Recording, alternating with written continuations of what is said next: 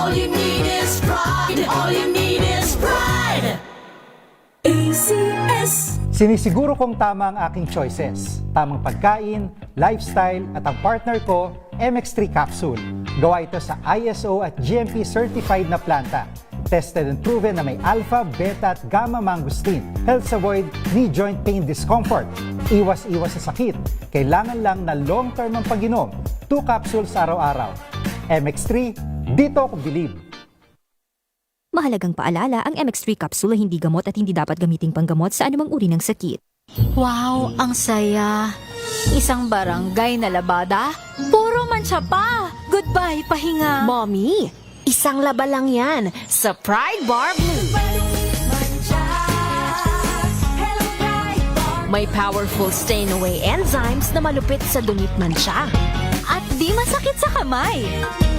Isang laba lang yan. Hello, pahinga. Hello, Pride Bar Blue. ACS. Tinesting, sinuri, siniyasan. Ang resulta? Super effective ang Shield sa pagpatay ng bakterya at virus. Shield Antibacterial Soap. Believe ang mga eksperto sa Philippine Nurses Association. At si Mami, Tiwala ako sa Shield. Shield Antibacterial Soap. Napatunayang mabisa. Ang mga nurse, tiwala. ACS.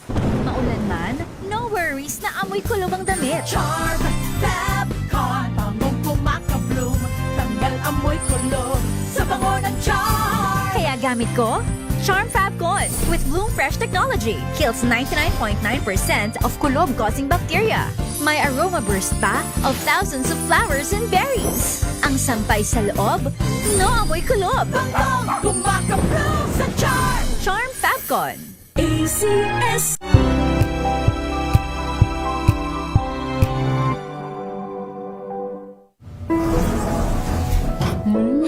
Amoy forever.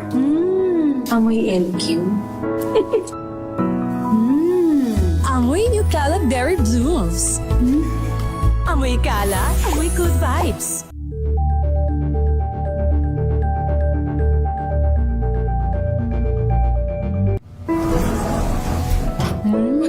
Amoy forever. Amoy LQ.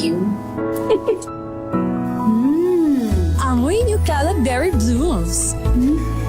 Amoy kala, amoy good vibes. Sa lahat ng bagay, simula pa lang, siguraduhing max protection na.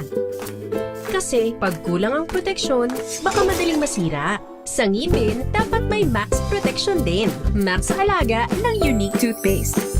With Max Protect Formula, helps stop cavities before they start, while keeping breath fresh. Try Unique Maximum Fluoride Protection. Para max alaga, max protektado. ACS. Amoy forever. Amoy LQ. Amoy New Calab Berry Blooms. Amoy kala, amoy good vibes. Tipid tips sa pamimili sa grocery, alamin. This portion is brought to you by ACS Manufacturing Corporation, ISO certified, maker of world-class quality Pride detergent. Isa sa pinakamahirap gawin ng isang mommy ay ang pagbabudget, lalo na sa grocery. Kaya naman narito ang mga tips upang ang ating pamimili ay maging pocket-friendly. Una, make a plan. Gumawa ng listahan. Tignang mabuti kung ano ang wala at ilista bago pumunta ng grocery. Make sure na susundin lamang kung ano ang nakalista. Pangalawa, eat and go. Siguraduhin kumain muna bago umalis. Sa pamamagitan nito ay makatitipid ka sa pagkain sa mga fast food dahil hindi ka makararamdam ng gutom. At pangatlo, big is better. Mas mainam kung malalaki ang bibilhin tulad ng shampoo, powder soap at iba pa dahil mas malaki ang matitipid kaysa bumili ng maliliit. At pang-apat, check the date. Laging i-check kung kailan mag-i-expire ang mga produktong bibilhin upang magamit ng matagal-tagal na panahon. At panglima, umiwas sa paggamit ng credit card. Kung kayang bayaran ng cash, ay mas mainam ito. Iwasan gamitin ang credit card upang hindi maging impulsive buyer. This portion is brought to you by ACS Manufacturing Corporation, ISO certified, maker of world world-class quality Pride detergent.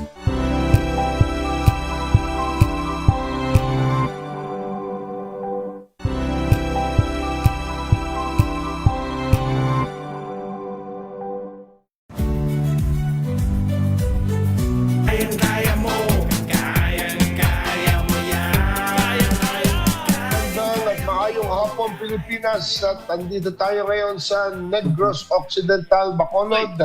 Good afternoon. Kasamang Cory, kasamang Wemer. Maayong hapon sa inyo tanan. Mayang hapon sa inyo, partner Ricky. Magandang hapon po mga kababayan. Ako po si Cory Quirino. Yes, maayong hapon po sa inyong lahat. This is Emer Magno Ginggol. Magandang hapon. Yes sir, at sinasabi nga dito na kararating ko lang mula sa napaka-successful na Philippine Airlines PAL Interclub Ay, oo nga, 77th edition Wow. sa Davao City. Congratulations sa lahat ng winners. Pero syempre, pinaka-importante, congratulations sa Philippine Airlines. Imagine Oo. sa 85 years ng PAL, Yes. this was the 77th edition held in Davao City. 77 years? Wow. Isa ito sa pinakamalaking balikbayan golf event sa buong mundo kasi napakaraming teams na galing US, New Zealand, Australia, International. Dubai, international. Alam mo, nung awards night, ilan ang tao? 1,000. Wow. Ang galing ng Philippine Airlines talaga. Talaga. At Sponsor pinatuloy namin ang- yan sa Mutya ng Pilipinas. At saka alam mo, kung sino man ang namumuno, tinutuloy nila yung tradition. Kasi isipin mo na lang, Cory, Emer, lahat kami magbabayad ng ticket papunta sa Davao. Mhm. Pero bibigyan kami discount. Aha. At ang epekto sa host city, kagaya ng Davao City, na tila lahat ngayon papuntang Davao City, Yeah. isipin mo lahat ito mag-hotel. Oo nga. Hindi naman pwede isang linggo ka doon na hindi ka kakain. Yeah. Hindi ka naman pwedeng umuwi na wala kang dalang pomelo.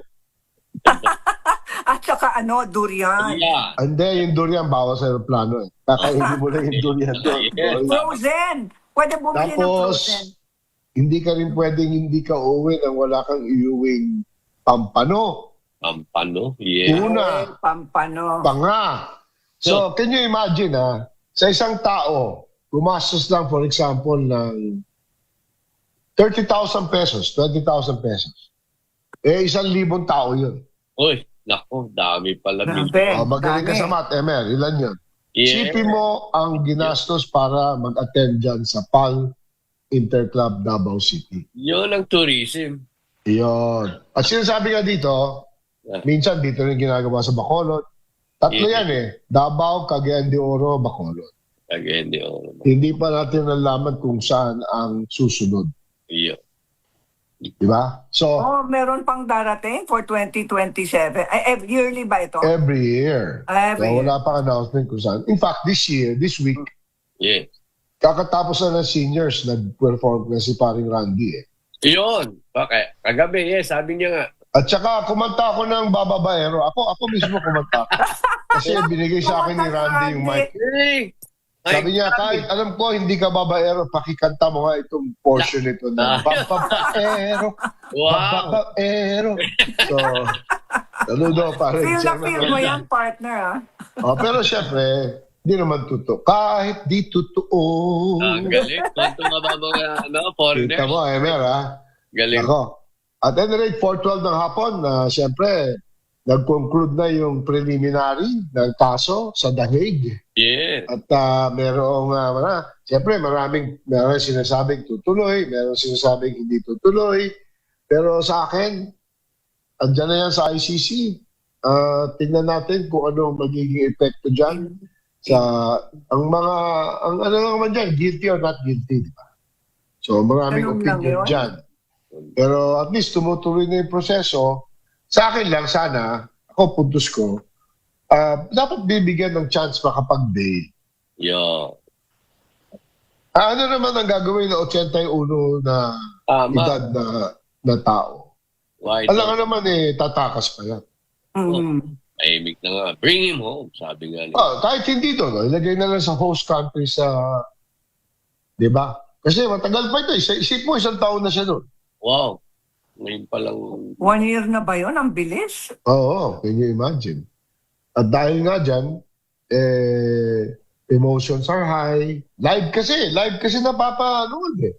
Oo nga. Kahit sa Davao City, yung mga tao doon naka-tune in live. Tune in live. Siyempre, karamihan sa tao ng kawawa naman si Tatay Digong. Pero they are resigned to his fate. Parang si Digong din yan. Kung talagang siya'y makukulong habang buhay at hanggang kamatayan niya. Wala. Siyempre, hindi. Kaya pinasasaladuhan din natin yung mga Marines. Galing ng mga matatapang. Ngayon, may balita kagabi na may helicopter na lumapag sa St. Luke's BGC. At maraming bantay and all that. Obviously, super VIP. Kasi bantay na bantay, no? Hindi natin alam kung sino yan, pero alam naman natin na humaharap sa medical concern ng ating Pangulo. At sana maayos yung kanyang sakit. And we all pray na he is well. Diba, Polly? Diba? Actually, partner, nakita ko si Senator Bongo sa Chinese General Hospital Chinese New Year celebration, kasama ng Chinese Chamber. Sabi niya, please pray lang. Pray daw. Humihingi lang ng prayers.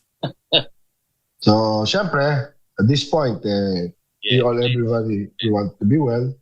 Pero bago yan, syempre, 4:40 ng hapon, malaking balita mula sa Department of Dairy Reform sa pangunin si Secretary Conrad Estelle. Go ahead, Emmer.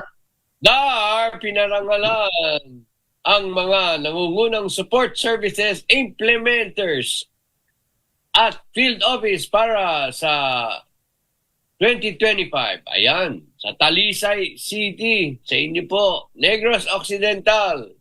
Pinarangalan Department of Agrarian Reform o DAR sa pamamagitan ng Support Services Office o SSO ang mga nangungunang program Beneficiaries Development o PBD, implementers at field offices sa ginanap na calendar year 2025 National Year and Summative Assessment at Direction Setting Conference sa pangunguna ni Yusek Joseph Angelo S. Martires. Ito ang sandaling matagal lang ting hinihintay, ani ni Martires. Bagamat hindi lamang parangal ang sukatan ng ating pagsisikap, nagsisilbi itong inspirasyon upang lalo pang nating pagbutihin ang ating paglilingkod sa mga Agrarian Reform Beneficiaries o ARBs. Kinilala rin sa seremonya ang dedikasyon, no? Dedikasyon ng mga kawani ng Department of Agrarian Reform, ang mahabang oras na trabaho, mga hindi nadaluhang pagtitipon ng pamilya at ang tahimik na sakripisyo para sa kapakanan ng mga magsasaka at ARBs. Physical at pinansyal na accomplishment, 50 puntos. Pagsunod sa mga direktiba ng Curriculum Year 2025, 35 points. At project holder analysis, 15 points. Emmer. Sinuri ang mga awardee batay sa 100-point system. Yun. Physical at financial accomplishment, 50 points. Accomplishment, 50 points. Directive, 35 points. At project holder analysis, 15 puntos. Tinitiyak ng sistema ito ang nasusukat hindi lamang ang dami ng output, kundi pati ang kalidad ng implementasyon at pagsunod sa pambansang direktiba. Nangungunang lalawigan. Nako, third place, ikalawa.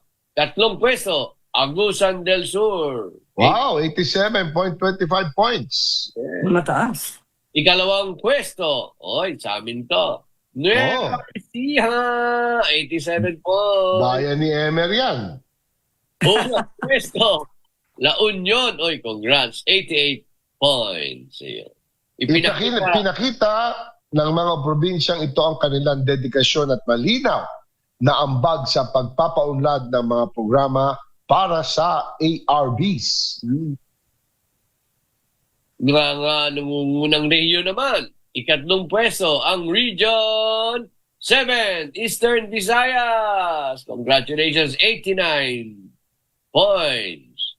Ikalawang pwesto, Region 3, Central Luzon, 89 points. At ang top performing region, ang Caraga, 90.6 puntos. Nauna ang Caraga dahil sa tuloy-tuloy at makabuluhang resulta para sa mga benepisyo ng reformang agraryo. PAHP Project Procurement Awards, kinilala din ng DAR ang mga field office na aktibong sumusuporta sa Partnership Against Hunger and Poverty or PAHP project sa pamamagitan ng pagbili ng produktong agricultural mula sa mga suportadong ARBOS. Ikatlong pinakamataas na purchase ay ang DARPO Masbate. Ikalawang pinakamataas na purchase, DAR Regional Office 5 ng Bicol Region. At ang pinakamataas na purchase ay DARPO Negros Oriental. Ang galing. Sa pamamagitan nito, mas napalakas ang merkado at kita ng mga ARBOS. Binigyang diin ni Martires na mas marami pang dapat gawin at kinakailangan ang mas matibay na pagtutulungan at inobasyon. Hinimok ng DAR ang lahat ng tanggapan at katuwang na ipagpatuloy ang pagkakaisa upang higit pang mapalakas ang mga ARBs at makabuo ng matatag at mapanatiling mga pamayanang rural. Mabuhay! Congratulations! Congratulations din sa mga taga-Department of Agrarian Reform. Ang gunita ko, Emer, napakaraming projects na ang DAR na people-oriented. Yes. Rural, Alam mo, Cory, yung gano'n na hindi lang implementation, pero binibigyan mo opportunity maging people-oriented yung mga taga-Department of Agrarian Reform. Dito ako nagulat, ha? Isipin mo, meron pang ganyang mga, si Secretary Conrad na point system, at may mga premyong katapat. So, nagiging source of inspiration yung trabaho nila sa Department. Congratulations kay Secretary. Congratulations kay Kong. Kong, Secretary, Senador Conrad Secretary, lahat na. At let's face it, hindi masamang idea na maging Senador si Secretary Conrad Estrella. Di ba? It's not a bad idea. It's not a bad idea. Because he has reached this point in his career na ngayon naging kalihim ng isang napakalaking departamento. Yung pagiging national figure, yun ang susunod na pupuntahan. Kaya we wish him well and kung ano man ang maging desisyon niya, nandito lang ang DCRH. So oras natin 4:21 ng hapon, magbe-break lang kami dahil meron na naman tayong happy, healthy, di ba sa pagbabalik ng DCRH. Kaya mo yan. Standby po mga kaibigan. Babalik kami. Ang oras na yan ay hatid sa inyo ng Maliit ang budget. Sa puso ng kalikasan, natatangi ang prutas ng mangosteen. Ito ay nagtataglay ng antioxidant compounds na alpha, beta at gamma mangosteen. Ang MX3 capsule ay isang food supplement na gawa sa natural na mangosteen. Ito ay tested and proven to help avoid knee joint pain discomfort para iwas-iwas sa sakit with long-term supplementation 2 capsules daily. MX3 capsule, tunay, natural at original. Mahalagang paalala, ang MX3 capsule ay hindi gamot at hindi dapat gamiting panggamot sa anumang uri ng sakit. Amoy forever. Amoy LQ. Amoy New Cala Berry Blooms. Amoy Cala, amoy good vibes. NBC Milliones! NBC Milliones! Mamimigay na naman kami dito sa MBC ng 1 million pesos! Sa isang malinis na papel, ilagay ang iyong name, age, address, phone number at pirmahan. Ipasok sa loob ng isang white legal-sized envelope. Kalakip ang alinman sa mga required proof of purchase o POP. At sa labas ng envelope, ilagay ang NBC Milliones 2026, ang POP na ginamit at ang MBC station na iyong sasalihan. Ihulog ang iyong entry sa mga drop boxes na matatagpuan sa sa MBC station sa inyong lugar. DZRH, Love Radio, Yes FM, Easy Rock, Aksyon Radio. Pagkakataon na manalo ng hanggang 1 million pesos sa Grand Draw at libo-libo pa in cash prizes sa 10 weekly draws sa mga MBC stations nationwide. Dito sa MBC Millones 2026. Sali na! MBC Millones is brought to you by Pride Detergent, Smart Dishwashing, Shield Bath Soap, Unique Toothpaste, White Rose, Charm Fabcon, Star Wax Floor Wax, San Miguel Pale Pilsen. See posters or visit our Facebook page for more details. Promo period is from January 10 to March 27, 2026. DTI Fairtrade Permit Number FTEB 244864, Series of 2025. Drink responsibly. Amoy forever. Amoy LQ. Amoy New Caleb Berry Blooms. Amoy kalat, amoy good vibes. This portion is brought to you by ACS Manufacturing Corporation, ISO certified, maker of world-class quality Pride detergent. Isa ka ba sa mga mahilig kumain ng sili o mga pagkaing maaanghang? Alam nyo ba na bukod sa pampagana at dagdag pampalasa ito sa ating pagkain, ay may benepisyo pa pala ang maanghang sa ating katawan? Ayon sa WebMD, maraming benepisyo ang makukuha natin sa pagkain na maanghang, tulad na lamang ng pampalakas ng ating immune system dahil sa taas ng vitamin C content nito na mas mataas pa kumpara sa orange fruit. Bukod pa rito, ang pagkain na maanghang ay nakatutulong rin na makapagpabawas ng timbang at mapigilan rin ito ang pagkakaroon ng heart disease at diabetes. Ayon naman sa Healthline, nakatutulong rin ang spicy foods sa pagpapabilis ng ating metabolism at mapabagal ang ating appetite. Lumabas rin sa pag-aaral ng Harvard and China National Center for Disease Control and Prevention 2015, ang pagkain ng spicy food ng 6 hanggang 7 beses kada linggo ay nakapagpababa ng mortality rate ng 14%. Ngunit paalala pa rin ng mga eksperto, lahat ng sobra ay masama pa rin. Mayroon pa ring epekto sa ating katawan kung masobrahan sa pagkain ng mga maanghang. At ang susi nga sa pagkakaroon ng malusog na pangangatawan ay ang pagkakaroon ng balansing pagkain, regular na ehersisyo at pagkakaroon ng sapat na tulog.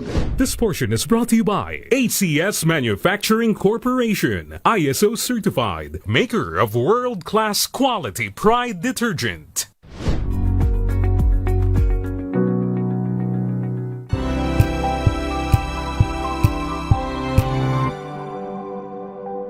Tambalang Anthony Taberna at Jerry Baha ang gigising sa inyong umaga dahil lalatay ang humahagupit na diskusyon at komentaryo Lunes hanggang Biyernes sa 2x2.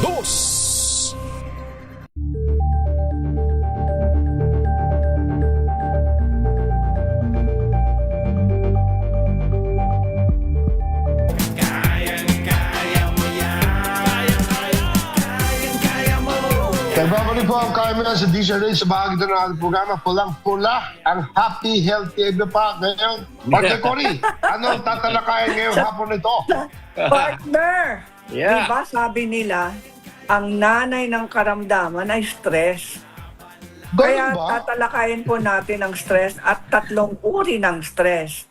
Matanong ko nga, ano ang klaseng stress sa buhay natin? Nako, dami. 3 ha? 3 yung stress. Hindi yung mga mali-maletang ano ha? Dami okay. Ito yung personal stress po natin. Yeah. 3 yung stress sa buhay po natin. Number 1, acute stress. Ano yung acute stress? Ito yung stress na nararamdaman po natin araw-araw.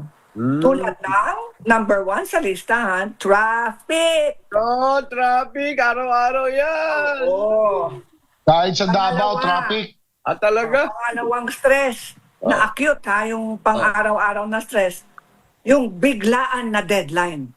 Nako, ay, ang hirap nun. Nakakaba yun. Sudden. Biglaan na deadline, like mga estudyante, di ba? Biglaan na mga deadline. Pati sa mga opisina, biglaan na deadline. Binibigay Pero kailangan may deadline. Hindi pwedeng wala eh. Yeah. Mahirap talaga kasi pag may deadline sa buhay, nai-stress na ang tao. Okay, pangatlong stress, yung biglaan din na aksidente. Yan. Tapos, isa pa, malamang, siyempre, nararamdaman din natin yan, ano ha? Yan ang ating experience sa buhay. Argument with a friend. Naku, Yung mga alitan. Oo. Toxic, ma'am. Naku, ipag-away pa sa'yo. Yan. Tapos, pangalawang klaseng stress ay yung tinatawag na episodic acute stress. Aba, Ano yung episodic? Ibig sabihin mga episode sa buhay natin. Okay? Number 1, yung laging late sa trabaho. Ay, gagal. Yan ang episodic kasi repetition, may repetition eh. Naman. Kaya alam mo ako, Cory, Emer, I never did a Bundy clock in my entire professional life. Oh. Galing. I refused. Oo. My Galing. performance is based early on the way So I do my job. 100% ka. It is not based on the Bundy clock. Yeah. So mas maaga ka pa sa Bundy clock mo. Paano ako? Kung kasama ko boss ko hanggang midnight, babayaran nila yun? Yeah, hindi rin pala. Hindi. Di ba? Yung mga trabaho na may dinner, o merong golf na kliyente, hindi yun 8 o'clock. Babayaran nila yun? Overtime yun, ha? Wala. Kita mo? Kaya ako sabi ko, gusto mo mag-oras sa akin, I'll get another job. Ayun.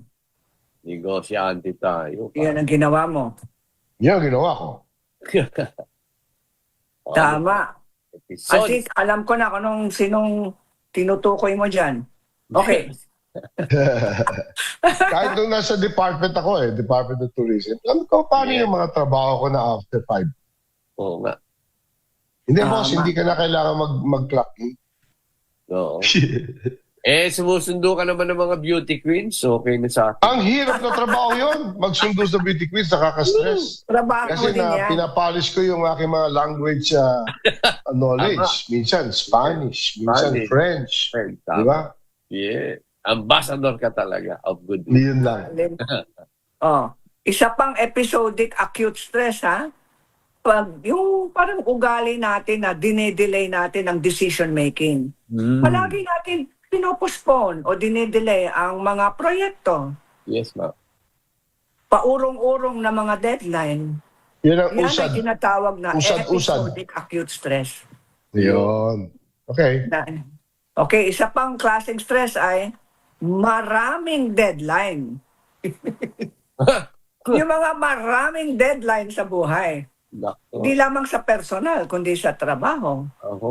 Let's say, community worker ka, nag-volunteer work ka, mga deadlines din doon. Yes. Ito, isa pa. Isa pang episodic acute stress, yung palaging naiinip sa traffic. Traffic na naman. Traffic na naman. Gagalit. Ikanta mo na lang yan. Yes. Tapos ito pa. Ano pa yung pangatlong stress ay chronic stress. Ibig sabihin, hindi natin maaalis sa buhay natin. Ibig sabihin yan na ang ating environment. So ang number 1 na chronic stress ay toxic work environment. Yung hindi natin mapapalitan kasi kailangan natin magtrabaho. Yung mga toxic na environment, di ba sabi ni partner Ricky, umalis na lang siya. Yun. So yung mga taong hindi pwedeng umalis dahil sa kanilang financial situation, nagiging toxic ang work environment. Yan ay tinatawag na chronic stress. Pero pag ganun, Cory, you do not, di ba sabi nila, quality of work, di ba?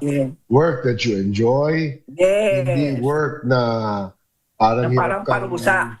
gumising sa umaga, parang dinadrag mo yung sarili mo para mag-work. Hindi work yan. Tama.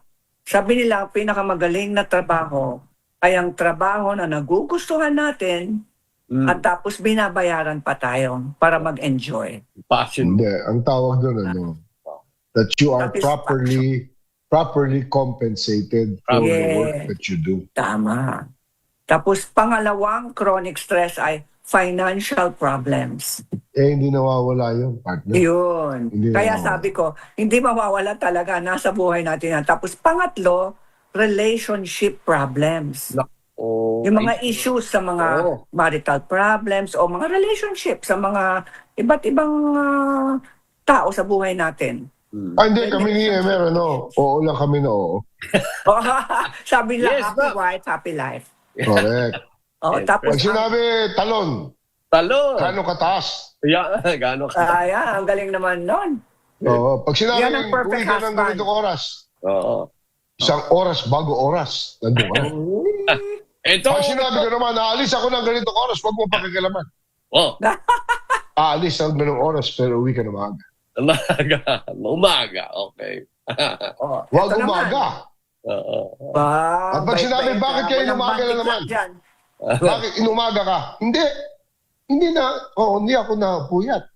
Paalis pa lang ako, kanina pa ako tulog. Nahuli, nagbibihis no? Bakit kayo ka lang? Hindi. Tapos na ako matulog, paalis pa lang ako. Paalis na ako. Idol Dolphy yun. Galing mo. Ito, ang pang-apat na chronic stress, long-term sickness or illness. Yun ang masakit. Yung mga kaibigan nating may Maraming may cancer. sakit na mahaba na ang sakit na yan. Opo. Yan, nakaka-relate ka ba sa mga ito? Yes, ma'am. Nakaka-relate po kayo. Ito naman ay ang gamot laban sa stress. Sige, anong gamot? Number 1, rest and relaxation. Ayun. R&R dapat pala. May mga tao kasi workaholic. Nakakalimutan nila magpahinga. Opo, lalo na bukas, linggo. Tapos, ang ganda-ganda yung mga ng view ko dito sa nag-uuwi ng Bacolod, mga dito trabaho sa bahay. Condominium ko dito, ang ganda-ganda. Rest na rest si Chairman. Rest na rest ako dito. Very good. Pangalawang gamot, cut back on your workload kung masyadong toxic na. Tama. Okay? So, kailangan mas magaan ang workload natin. Kaya sabi niyo ang boss niyo, hindi naman sasabihin mo sa boss, hindi mo tutuparin ang tungkulin mo. Gagawin mo naman, pero siguro moderate ang schedule. Yeah. Tapos ito naman, Kung ayaw mo magsabi sa boss, ikaw maging boss. Kumuha ka na sarili. Oo, bakit hindi? Okay. Ito naman, isa pang gamot na walang bayad ito, hindi mahal po ito. Yung sapat na pagtulog, good sleep, 7 to 9 hours of sleep. 7 to 9 hours ng pahinga pala. Alam mo, may mga taong puyat na puyat, tapos Yung tulog na malalim. yung talagang mahimbing. Opo, totoo yan. May mga tao kasi ipinagmamalaki nila, wala akong tulog eh. Masama po yan sa utak niyo. Kalokohan yun, yung walang tao walang tulog. Yes. That means masyado nag-overwork yung... Yes, tama. So, Kailangan kasi pag natulog ka na, huwag mo na isipin yung problema. Let the Lord. Yes, ayun na. That is the next gamot laban sa stress. Prayer and meditation. Yun. Alam mo, partner, napakaganda nitong poster mo, ha? Sino gumagawa nito? Ako. Ikaw? Kasama Ganda. ko sa tulong ng chat GPT. Parang may pagka-AI, Ganda, Si Ma'am Coria, nag-AI. Ikaw yung nakapulang yun, Oo, kinausap ko lang ang chat GPT. Galing! Ikaw, you are now a AI creator. Sabi pa ng chat sa akin ng AI, your message is so clear and strong. Kita Keep mo, going. Ganda. Kaya mo yan. Sinabi Hindi, ng AI sa akin. Sabi nila kung at our age, at 40 lang naman tayong tatlo. Yeah. At nakakagamit tayo ng AI, we have conquered the world. Yep. Ang ganda, kita mo, meron pang prutas. Yes, meron mga icons yan. Ikaw ata yung nandun sa gitna o yung toxic work environment. Yes. Palagay ko, ako yung nasa kaliwa, yung walking and hydrate. Yeah. Sa susunod, Cory, gawin mong color green yung shirt ko. Yeah. O sige, okay. Gagawin kong green. At saka medyo puti-puti yung buhok para nandiyan ka sa kanan. Next time. Yan, may sombrerong ganon. Basta lagay mo palagi kami sa ginagawa mong chat GPT. Yeah. Bibigay ko ang prompt na yun. Make it white-haired or salt and pepper hair. Sige, positive thought. Ano yung positive thoughts? Ito pa, partner. Gamot laban sa stress. Ano? Exercise regularly. Ay, nako. Nag-18 holes na Kailangan naman talaga ako ng dito sa regular Bacolod. exercise. Ilang miles na naman, ilang walking time na naman si Chairman. Alam nyo, para sa mga beginners, kahit 1,500 muna, Tapos, dodoblehin natin yan sa 3,000. Sana 5,000 a day pwede. Okay. Pero 1,000 is good enough. Sige, For starters. positive thoughts. Ito, walking. Pinakamadaling gawin ay brisk walking. Tingnan mo Okay. yung aking cartoon, ang ganda. Nagwa-walk siya. Parang mga 30 anyos ka dito, partner. Itong picture mo dito. O tapos ito, Acidic to. ito pa, kailangan uminom ng tubig. Kasi pag matutuyot ang ating puso, ang ating atay, ang ating bato, yan, magkakasakit po tayo. Ang tubig ay pinakamagaling na inumin. Tubig! Yes. Minom, sabi ng ating poster. At ang ating positive thought ngayon ay, maganda ako. I am beautiful. I am beautiful. You are beautiful. Yes, you Yan are. po, happy healthy, di ba pa ngayong araw na ito? Kaya mo yan. 3 uri ng stress. Ang ganda talaga ng poster nito. Sa oras natin, Thank you, partner. 4:38 ng hapon. Magbe-break muna kami at mamaya makakausap natin ang mahilig na suki natin dito sa programa, si Kong Roman Romulo. Oy. Dahil mayroon siya mga Andyan na. updates sa education sector. Standby po mga kaibigan. We will be right back. Thank you. Thank you. DZRH number 1 na naman sa Metro Manila.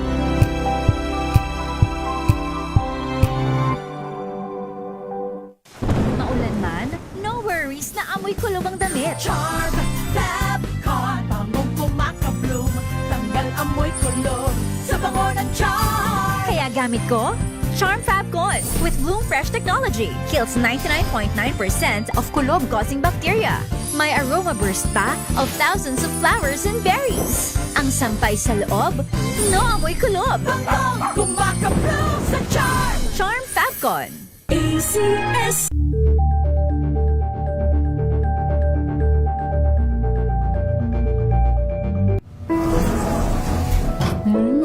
Amoy forever. Amoy LQ. Amoy New Caleb Berry Blooms. Amoy kala, amoy good vibes.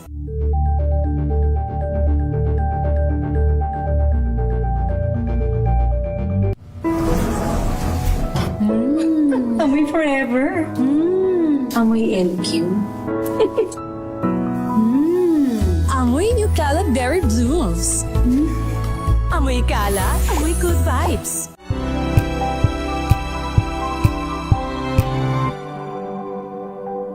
Hello, Washi! Laundry day na naman! Yay! Anong meron? Mancha ng chocolate, putik, may libag pa. Kaya natin yan! With Pride Washing Machine Detergent, may triple stain-away formula. Tanggal ang makapit, madikit, at malupit na dumit mancha. Kaya easy-easy ang labada. Mula noon hanggang ngayon. All you need is pride. All you need is pride. ACS.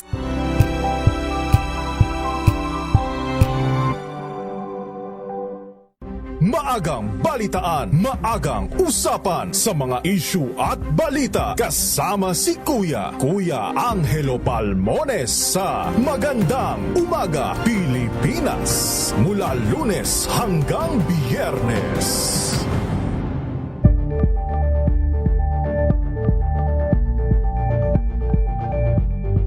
We've got you covered. From the hottest hits, exclusive interviews, kilig to the bones fan meet experience, and hataw performances of your favorite stars. Saturdays, 12 noon, dito lang sa DZRH TV.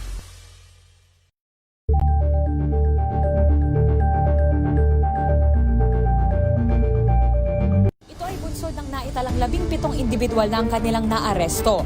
Metro Manila Development Authority o MMDA ang No Contact Apprehension Policy o NCAP sa Metro Manila. Sa ang ilang mga dokumento ay peke. Hindi rin legal ang employment na ipinangako sa kanila. Oh, kayang-kaya mo. Kayang-kaya mo yan. Mali po ang KMS DZRH. Bahagi ito natin programang 442 na hapon. Nandito na natin special guest. ang bumabalik at napakaraming ginagawa para sa education system ng ating bansa. Kong Roman Romulo of Pasig. Hi, Kong, happy birthday muna, happy birthday. Happy birthday! Yes. Maraming salamat po, Ma'am Cory, Sir Ricky, Sir Emmer. Magandang hapon po sa lahat ng nakikinig, nanonood po sa atin. Good afternoon po ulit. Happy 45th birthday, Kong. Yes, thank you po. 45 Alam mo, merong recent event, nandun si BBM, nandun si Secretary Angara. Nakita rin namin kayo doon, Kong Roman. At marami nga nagtatanong, mukhang maraming nangyayari ngayon sa education sector. At alam namin, ikaw ay isa sa mga, kumbaga nagtutulak sa EDCOM. Bigyan mo nga kami update doon mismo muna sa event na yun with the President, Kong Roman. Yes, yung event na dinalo ni President BBM, yun yung para masagutan o at least masagot yung problema natin na classroom shortage. We have a classroom shortage of about 165,000 classrooms. So 165,000 classrooms, nakikita po ng marami, una, hindi naman kaya ng national government. Kaya ang ginagawa natin ngayon ay humihingi na rin ng tulong sa mga LGUs natin. Kung maaari sila mag-identify ng school sites at sila na rin ang magko-construct. Ang pondo manggagaling sa national government. Pero kailangan naman may i-comply rin yung ating mga LGU. Una, kailangan meron silang technical capacity. Kung wala man, ay dapat ay willing sila to undergo some leveling up from the national government. Para masigurado natin na ang national government gumagawa ng mga classrooms, ang local government, lalo na yung kaya namang gumawa pero kulang lang sa pondo, ay makatulong rin para makahabol tayo dun sa 165,000 shortage. Pero again, that will not be enough. Hindi naman maabot. Pero mapapabilis natin yung pag-close ng gap. Kong Roman, ano ba yan nung araw? DPWH lang gumagawa? Hindi involved ang LGU? National government. Ang local rin meron naman at tinutulungan po yan ng national government rin ng Malacanang. Pero ngayon ginawa ng polisiya na parang hinikayat na kinuusap na lahat ng LGU na kung maaari tumulong kayo. Pero ito lang, kailangan rin naman ay pakita nyo rin na meron kayong kakayanan na may site kayo, kaya nyong mamuno sa construction. Pero dati, tama ka Sir Ricky, dati pa yan. Pero dati, mostly sa national lang. Pero ngayon, ay talagang kinuusap na lahat ng governors. 2 weeks ago po yun. Tapos last week naman, lahat ng mayors naman po ang kinausap. Okay. So ang ibig sabihin yan, Kong, kung let's give one concrete example. Saan ba ang pinakamalaking may shortage? Luzon, Visayas, or Mindanao? Ang pinakamarami nating students at may shortage, sa totoo lang, would really be sa Region 4A at dito sa NCR. Yan yung pinakamalaking bulto ng estudyante. At dyan rin yung marami rin po tayong kulang na classrooms. Again po, that is why marami rin kasi, kaya natin sabi na doon sa dalawang region na mga urban centers, kasi alam rin natin ng totoo. Kunyari yung ibang probinsya, yung mga nakatira doon, lilipat sa urban center. Kasi tingin nila, doon may classrooms. Tingin nila kahit paano, mas may benefits na kukuha yung mga estudyante na pumapasok doon sa mga highly urbanized na cities natin. Kaya doon na napupuno talaga, yun ang totoo. Yung ibang lugar naman, katulad yung nabanggit kong Region 4A ata yan, kaya marami, kasi marami rin maraming industrial estates doon, marami natayo na mga pabrika doon, maraming mga eco-zones na natayo doon, at may mga resettlement area rin na natayo doon. Kaya sa totoo, dumami rin yung populasyon. Kaya doon talaga naging buto. So ganun, bago ko ilipat kay Cory, so sa ganun sitwasyon, Kong, si Governor Sol Aragones, for example, she can now work with the mayors and say, okay, marami kang nakatira ngayon dyan, gawan natin ng project yan at kumuha tayo ng mga magagaling na kontraktor, i-accredit ng maayos, at tayo na ang gagawa para mapabilis, Kong Roman? Tama yun, Sir Ricky, pero ang governor, meron rin siyang sarili na pwede niyang maghanap ng sites. Ang mga mayor, pwede rin dumiretso sa Department of Education. Parang ano nga, multiplier effect ang hinahabol talaga na marami na nagtutulungan na naghanap ng school site.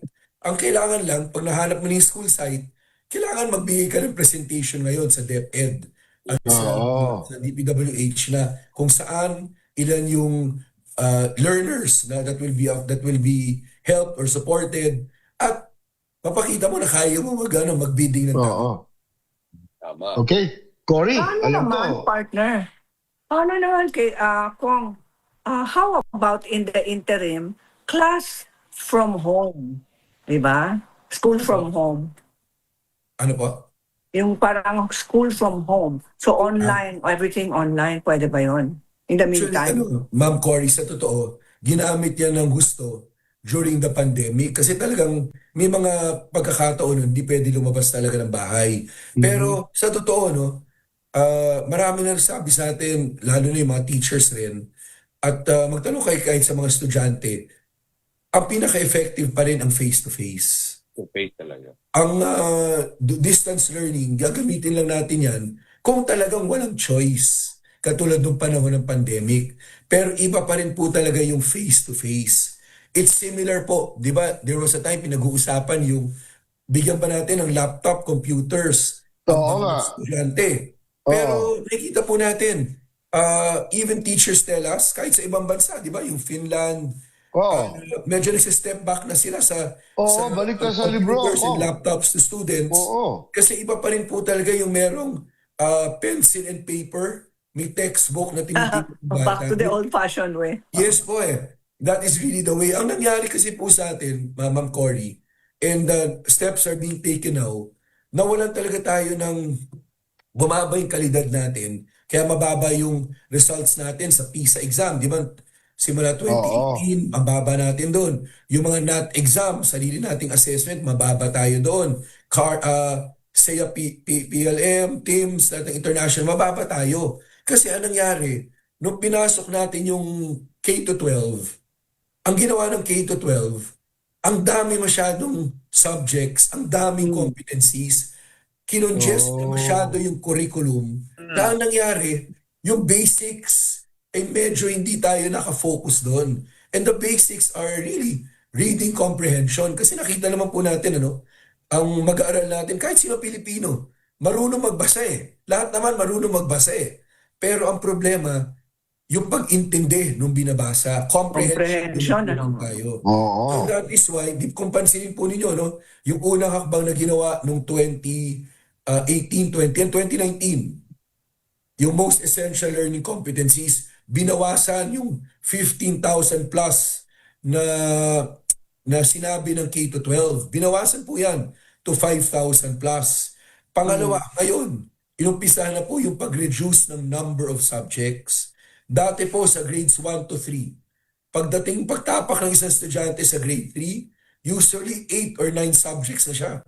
Pero nakikita naman natin, pagdating ng international assessment or yung local, wala rin reading comprehension, hindi rin math grade level. So, mali ang K-12 by congested curriculum. So, binabawasan na po yan, nag-umpisa na po yan ang key stage 1 natin, grades 1 to 3. Kahit magtanong kayo sa DepEd schools natin ngayon, ano na lang po yan, 5 subjects sa grades 1 and 2, 6 sa grade 3 kasi dadagdagan na ng mathematics. Ang grades 4 to 10, mag-uumpisa na po magkaroon ng matatag curriculum dyan. Ibig lang sabihin nun, again po, decongest the curriculum, ililimit na po yung, i-reduce yung number of subjects, nakafocus na ulit sa tinatawag na functional literacy. Marunong magbasa at naintindihan yung binabasa, math grade level ready, at science grade level ready. Ang 11 and 12 rin po, nag-pilot na po tayo, binawasan na rin po yan. Kasi, di ba sabi po ng K-12, no 2012, 2013, nung sinasabi sa atin ng proponents, pumayag na kayo sa K-12. Kung maalala niyo, yung mga debate ng 2012, 2013, ang sabi nila sa atin, di ba, pag nag-graduate ng K-12, grade 12, either job ready yan o college ready. Nakita natin ngayon, di totoo yun. Karamihan nga nung Oo. 8 to 12 graduates natin, kailangan pa magkolehiyo. Kung wala ka second year college, Oo hindi nga. naman talaga priority ng industriya eh. Sa TechVoc natin, sa K-12, ang binibigay po natin, tinatawag na National Certificate 2 or NC2. Pero sabi rin sa atin ng Philippine Qualifications Framework na tayo rin ang gumawa, Pilipino rin ang gumawa. Pag NC2, ibig sabihin, may skill ka pero hindi ka pa pwedeng mag-isa. So, we never gave them a chance to be job ready. So it's K-12, pero, Kong, it's still K-12, pero marami na kayong binago. Yes po. Example. Pero hindi na masyadong mabigat, di ba? Sabi ni Kong. Oo, pinagaang. Yes. Oo. Ang gagawin po, no, katulad this academic calendar, yung 11 and 12 sa grades 11 and 12, nag-pilot na in 800 senior high schools. So hindi pa po sa lahat, ano? Ang ginawa po, dati kasi, ang K-12, ang sinasabi niya, 15 core subjects and 16 electives.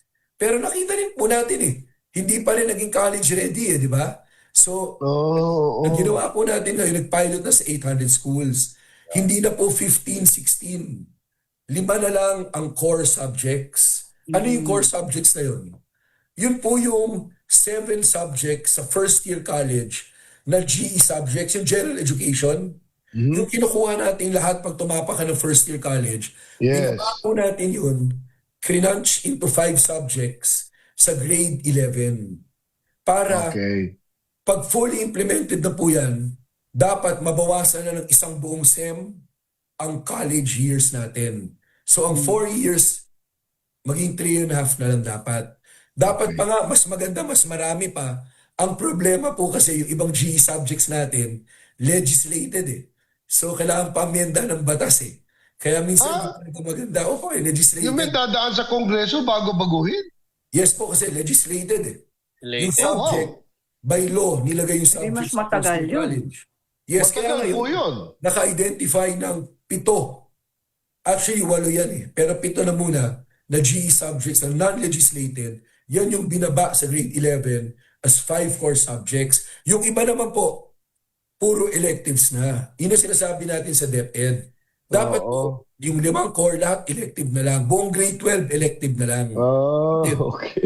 Kasi kunyari yung bata, ang hilig niya, mathematics. Ba't natin bibigyan ng ibang subjects? Bigyan natin siya ng iba-ibang math elective subjects para natutuwa, para excited pa siya pumasok. Kung mahilig siya sa history.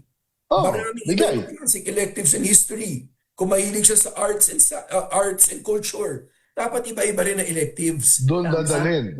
Yes, kasi we have to reinstill in our learners yung love for learning, love for school. Correct. Yung pag-Lunes, ang bigat ng mga paadik, ayaw nila pumasok.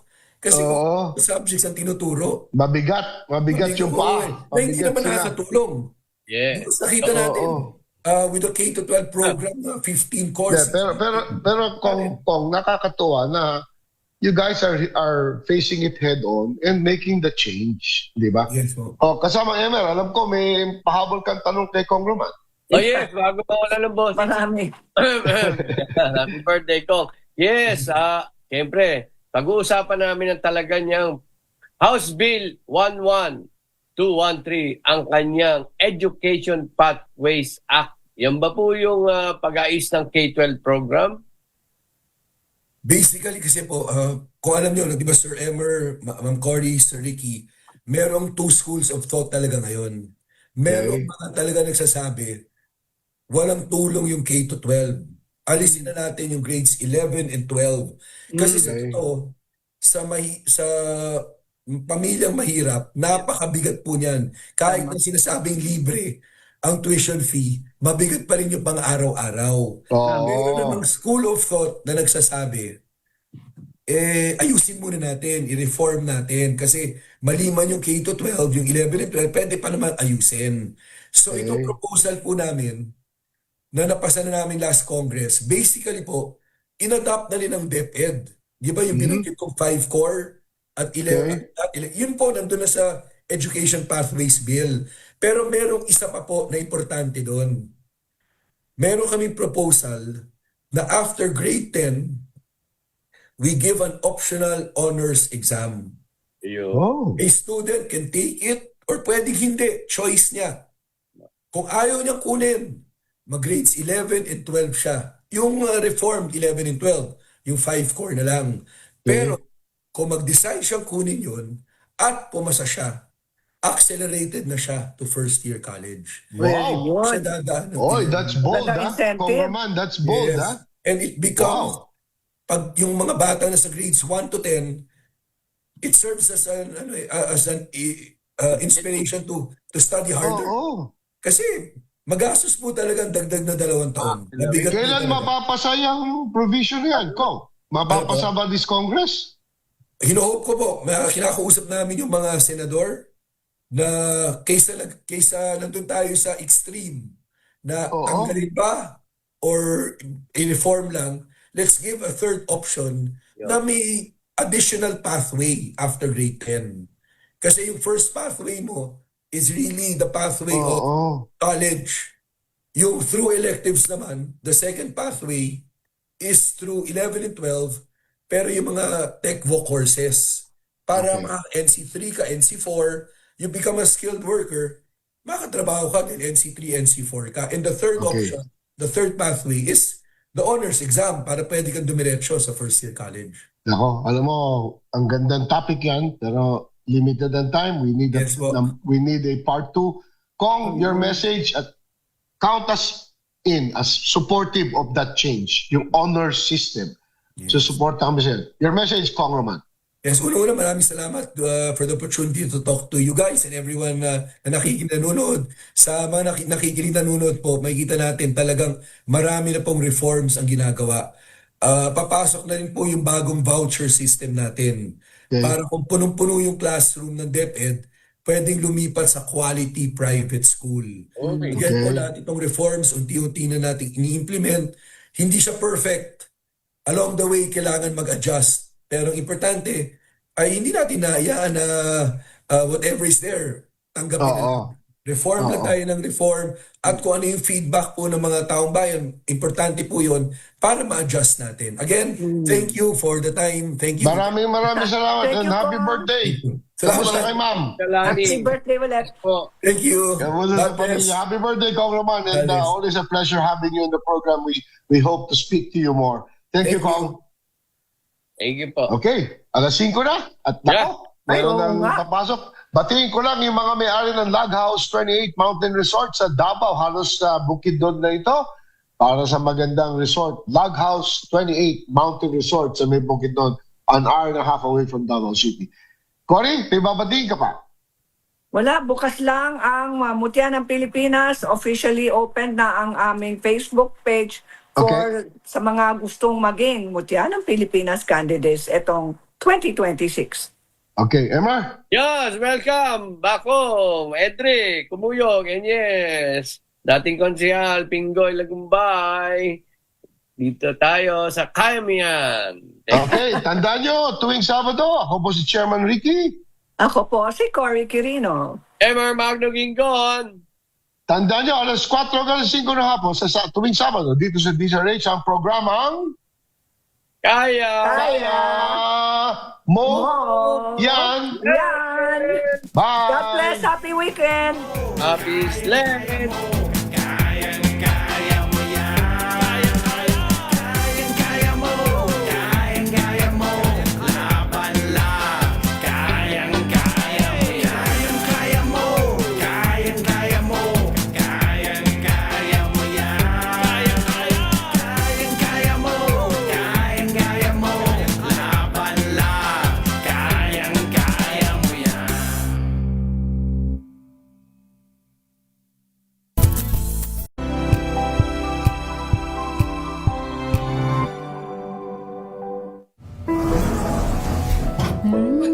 Amoy forever. Amoy LQ. Amoy Nucala Berry Blooms. Amoy Kala, amoy good vibes.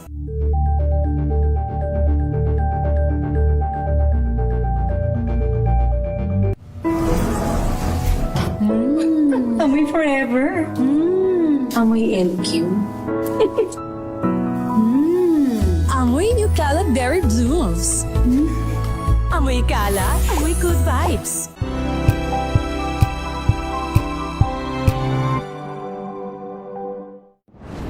Kung good vibes ang hanap mo, dito ka na sa sigurado! Mula sa mga istoryang nagbibigay ng inspirasyon hanggang sa mga kwentong may dalang solusyon. Mga balitang pampagaan, pakiramdam at pampaganda ng araw. Hindi lang basta good news, kundi the better news. Mula Lunes hanggang Biyernes, 1:00 ng tanghali sa DZRH TV.